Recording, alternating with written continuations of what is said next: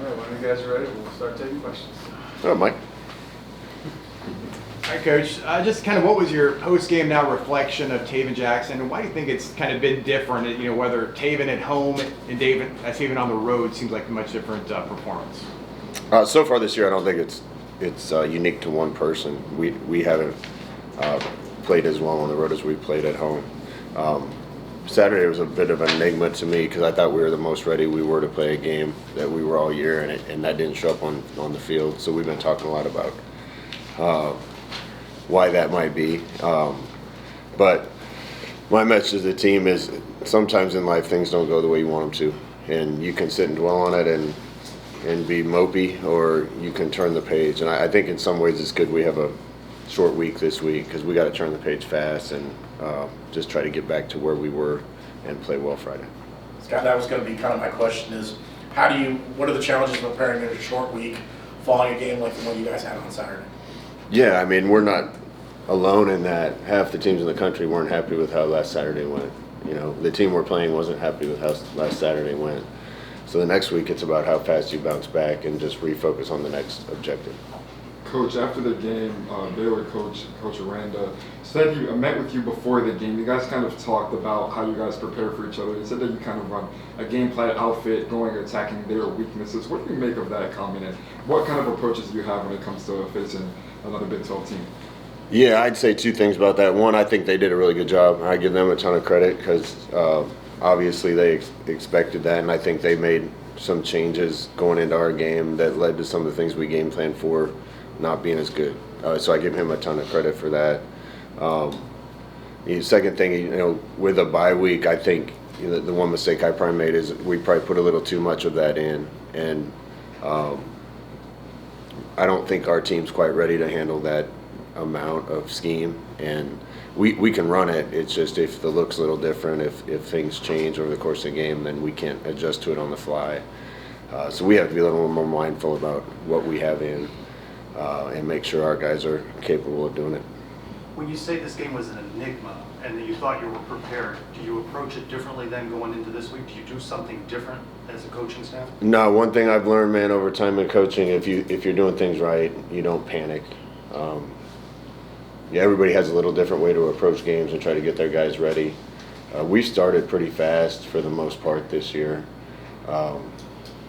It wasn't a preparation error. We're going to continue to work as hard as we can to get the guys ready and never panic. I know the trajectory that we're on, where this is going. I'm impatient to get it there, but changing midstream isn't the answer. Coach, if my memory serves, you talked about needing to get big plays before. Jaden Nixon has done that when he's gotten the ball, getting, I think, like 3 touches in the last game. Just what was your thought process on who was getting carries in the game, and could we see Nixon more with the need for big plays? Yeah, I'm kind of, to be honest, busy being the head coach and calling plays. I let my assistants handle the rotations, and we talk about the rotations before the game, but then it's going to be impossible for me to sub in and out at every position. The game didn't go how we wanted it to. We wanted to hit them with some of the things that we had designed for them and try to be in a good spot or be ahead in the game and then lean on the run game, and we never got to that. That probably led to not getting near as many carries as we would have liked to from Miles and Jaden. But I know those guys are ready. I got a lot of trust in them. They're 2 of our better players and most trustworthy players, and we're going to use them as much as we can. What would you say about the evolution of the space game and space week and what it means to UCF, having been a part of it in the past and seeing it from afar and now being back in charge? Yeah, I got to be honest. I didn't know I coached in a space game. I knew our uniforms were different, but I don't think it was a big deal back then. So it's kind of cool that we were part of the first one. I kind of like the life that it's taken on. I got some new gear today, so that was cool. Hopefully the players get some new stuff, and I think it's always neat to have a throwback or a alternate, and this one actually has some meaning behind it because of where the universities come from and the rise that the universities has and its roots. So I think it's a neat deal for our institution. Coach, sort of a follow-up on that. Were you ever into space when you were a kid? You ever want to be an astronaut? And also, what do you think the space industry has meant to this country? That's a big question. No, I was never the little kid that wanted to be an astronaut. I was too into hunting and fishing and sports. So I had pictures of, Walter Payton and Michael Jordan and Mike Singletary on my wall, and pictures of bighorn sheep and big bull elk on my wall because my dad liked that. I know a lot of kids want to be an astronaut. I just think our proximity to NASA and a lot of things that have happened, and our tie from the university to that is really cool. And it's good that the football team can be a part of that and support that. And I think it gives us a kind of a secondary identity, alter ego, that I think some fans are probably in favor of and some aren't, but it's a good thing for our school. Coach, you mentioned how Houston wasn't happy with their result against West Virginia. How do you keep your team from focusing on that result against a team in West Virginia that you guys beat not 2 weeks ago? Well, I give West Virginia credit watching the tape. First of all, the game, watching their game, Houston turned it over 4 times, which they hadn't been doing all year, and that was a huge part of it. West Virginia played a lot more physical than they had, I think, leading up to our game. And they looked like a different team on tape playing Houston. So I give them credit. Houston's a physical team, and we have to be able to match that. When you watch Houston's tape, what stands out is how hard they play. We need to make sure that they don't outplay us, and then we'll have a good game. Coach, Saturday obviously didn't go the way you wanted it to, but just from a leadership standpoint, guys in the room, how did they bounce back? How have they adjusted and moved forward? I felt like we were fighting against it. There was a little bit of a hangover today, but we need to move on from that fast. We actually had a walkthrough last night and a shorter practice today. We got to get our work done tomorrow. There's no time to sit and sulk and lick your wounds. We got to play in 4 days here, so it's time to move on. And like I said, my message to guys, it's not just football, it's life. You're cruising along and everything's going well. And sometimes bad things happen you don't expect. You have a bad experience you don't expect. You just got to shake it off and step up, and that's what our team has to do. You say with the bye week, you put maybe a little bit too much on their plate, too much scheme in. At what point do you hope you will be able to do this in this rebuild process? I think that's just an experience thing more than anything. If we have a core of guys back last year that already know the scheme, then I think you can be a little more creative. And we have been at times. We just have to watch the volume of that, I think, right now. Scott, you guys have struggled a little bit on third downs this season, especially on Saturday. What do you guys need to do maybe to get over that hump and maybe convert those and have opportunities to extend some of those drives? Well, the third and shorts have been an issue that's crept up a few times, and that's just pad level and force of will, to be honest with you. The rest of the third downs, we just have to do everything a little better. We have to protect a little better and keep them clean. We have to win on sticky coverage routes a little better. We got to make a little quicker decision and quicker throw. And third downs are a lot of man coverage and mono-e-mono situations, and we need to win more of them. This team has struggled on the road to begin of the season. What do you think are some of those challenges that they're facing that you guys have just been having a hard time to overcome? Well, I'm not worried about the road right now. I'll worry about that again next week. But I think that just goes along with growth of a team. And we have played well at home for the most part. So that's where my focus is right now, is trying to do that again. Baylor talked about putting an emphasis on starting fast, and they did offensively. What did you see from your defense on their first couple of drives? I thought the defense played pretty well overall. The stats maybe didn't bear that out. They converted a 3rd and 11 and a 3rd and 8 on the first drive, another 3rd and 7 or 8 on the second drive, and then we had a pick in our hands on the second drive. Any one of those plays probably changes the start of the game. Once we got down 14-0 on the road, that's a little bit of a tough hill to climb. Not that we couldn't have done it, but that's not how you want to start on the road. So we had our chances to get off the field on those first 2 drives, and we didn't. We talk about turnover ratio all the time, and we've been negative turnover ratio in every road game. That's got to change if you're going to go on the road and win. After that, I thought they played pretty well, holding them to field goals. Didn't really give up that last touchdown until we threw a pick that got them way down there. So our defense fought and battled.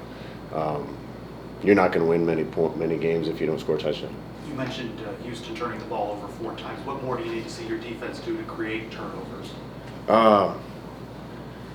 I think as a player, because I've been there, you spend a lot of your time when you're not 100% confident and sure of yourself, just making sure you don't get beat. Just make sure you are where you're supposed to be. Make sure you get the tackle. Make sure you don't get beat in coverage. Once you have a confidence and you kind of turn the page, then you're doing your job and you're looking for an opportunity to strip a ball, to make a pick. We got some guys there, but we need more guys that are kind of turning that page and getting over that hump and looking for the special plays. Coach, you have another quarterback on the other team before Cooper Wakeman there. West Virginia was able to stop him on the run last Saturday. You also mentioned the turnover. You mentioned the turnovers as well. Just so you got a chance to look at the tape on him yet, and what do you think this defense needs to do? I haven't watched last week's game yet. I've been focusing on the other side of the ball, to be honest. I have seen him play on tape. Been really impressed mostly with his toughness and leadership, and seemed like everything went through him. So I haven't watched the West Virginia game yet, but I know we got a tough competitive quarterback coming in here. Houston, Cincinnati, BYU all joined the league at the same time as UCF, but they've been challenging at the top of the league standings this year. What sort of commonalities do you see in those situations, having scouted and played in Cincinnati and now scouting Houston? And how do you feel like maybe that lends a template to what year 2 can look like in your coaching game? Yep, like I've said all year, it's a matter of just continuing to improve. I think our guys have done that. You're going to have sometimes 2 steps forward and 1 step back, and I think we had that Saturday, but there's no doubt we've gotten better. We can't let that stop to the end of this year. Regardless of results right now, we have to keep improving.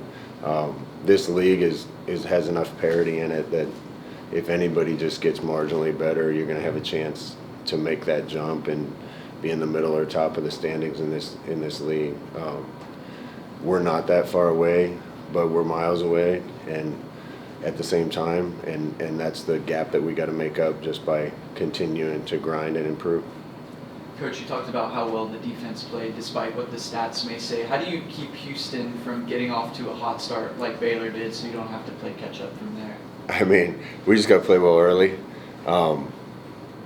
And like I said, the defense I thought made some good plays. Credit Baylor again. They made some outstanding catches, some one-on-one wins, broke some tackles, and scored the first time. And we went 3 and out on offense, and they scored again, and we had a chance to get off the field on that one. It all kind of goes back to when you have your chance to make a play, or you have a team in a 3rd and long, or you have an interception in your hands, or a block in front of you, you got to go get it done. And we didn't do enough of that, especially early Saturday. You talked a little bit about it throughout this press conference about the need to continue to get better. How do you feel like your team has room in that department, and how do you feel like, there's been a few losses, but how do you feel like they've responded to losses throughout the year as part of that growth process? Well, if I had a team that wasn't disappointed when they lost, then I got the wrong guys. I want guys to be pissed when we lose. But I want guys to understand that when that happens, there's only one alternative, only one choice, and that's just to go back to work and work harder and get a little bit better. And a little bit better would have given us a lot different record this year. So again, it isn't mountains of things we need to change. We just got to do a little better across the board. There's been some issues with delay of game penalties at times. Is that the communication process, getting the play in sometimes? What do you attribute that to? Yeah, it's on the road. We've talked about that too.